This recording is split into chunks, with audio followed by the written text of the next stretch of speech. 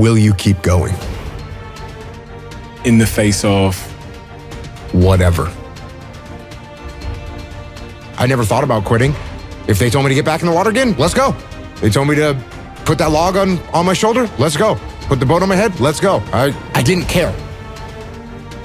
I wasn't the fastest, I wasn't the strongest, I wasn't the smartest, but I did know that I could work hard.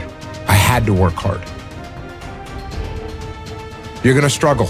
You're gonna go through some hardship. You're gonna sweat, you're gonna choke, you're gonna get your arm broken. Like, these things are gonna happen. Okay, I'm gonna go forward. I can't get out of this. I'm gonna go forward. I'm not gonna quit, so I'm gonna go forward, bring it on. And I think if there's anything that you learn, it's to keep pushing through things that suck. And I would love to say like, oh, keep pushing through adversity, but this isn't adversity. This is just things that suck. It's one level below adversity. Adversity is when you're having a challenge. This is just something that's gonna suck and you're gonna have to push through it. But it's like, oh, do you want to do this or not? Which is what I think a lot of it boils down to. Do you actually want to do this or not? But the vast majority of people, they quit, but they don't usually say that. And even in their mind, they probably don't believe it. They probably believe, well, it was my leg, and once my leg was hurting, I knew I was gonna have a hard time on the runs, and since I wasn't gonna be able to make the runs, that's why I quit. But it wasn't really quitting, it was because of my leg. You're talking there about people making excuses. What have you come to learn about the nature of excuses? Your excuses will destroy you and take everything that you ever wanted from you, if you let them.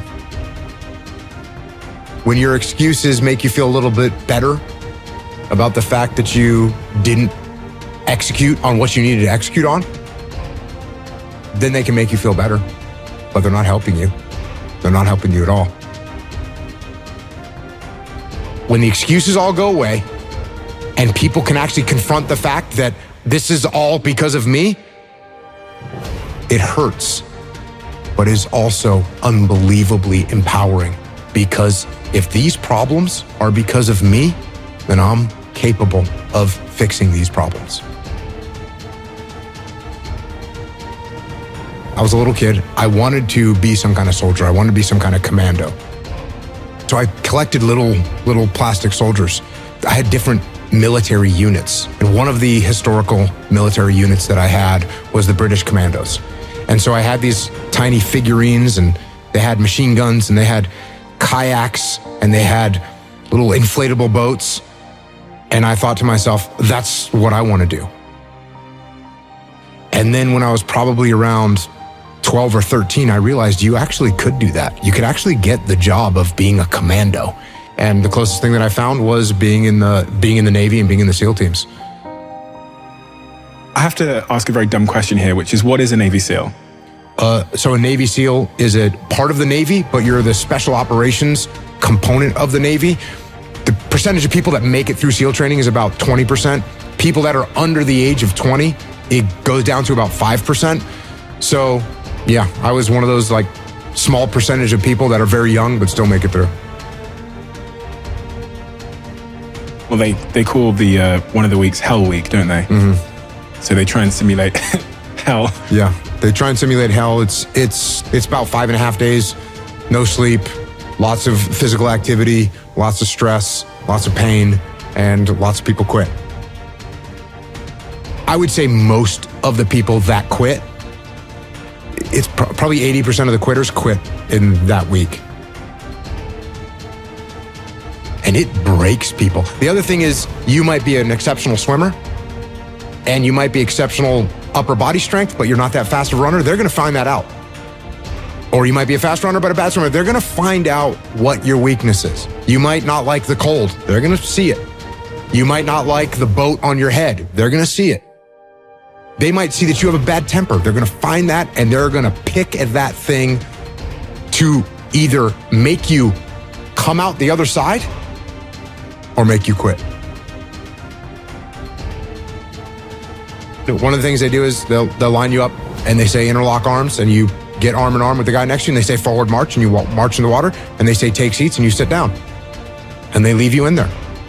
And it's called surf torture. And you just sit there. And After a while, they'll pull you up out of the water, they'll line you up, and the doctor will come down and see if anyone has hypothermia.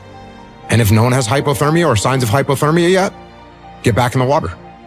And they just keep doing that. Did you have some kind of innate advantage, or can we all become Jocko? If I had to guess, I would say no. I would say you can't teach it. I would say that you can grow it. If you've got the seed of some sort of fire, you could probably grow and you can get better at it. But it's the same thing. You go back to, like, if you've ever met anyone that was a prisoner of war, there's some people that had a will that they were not going to die. I'm not going to die. I'm going to keep going. And if you didn't have that will to carry on, you die. And the people that died, they did not have the will to live. And think about how bad things have to be before you say, you know what, I'm just going to lay here and die. That can get to that point.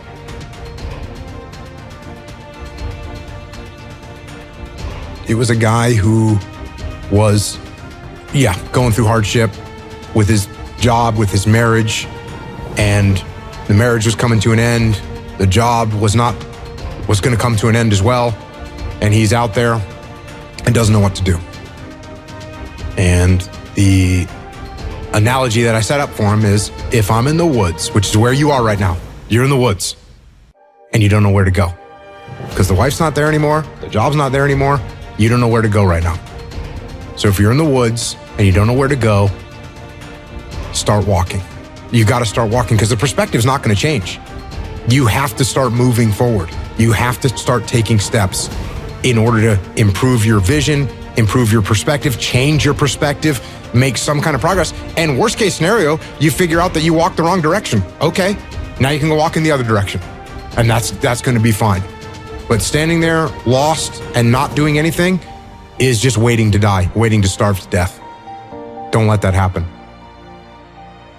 If you frame things right in your life, if you frame a business challenge as an opportunity to build a stronger team, if you frame a personal challenge as an opportunity to overcome and improve yourself, these things that seem so horrible are actually very positive components of your existence, and they're going to make you better. And you're going to have to push through it. When the excuses all go away and people can actually confront the fact that this is all because of me, it's also liberating because now you have control over your fate and over your destiny, and that is a glorious thing.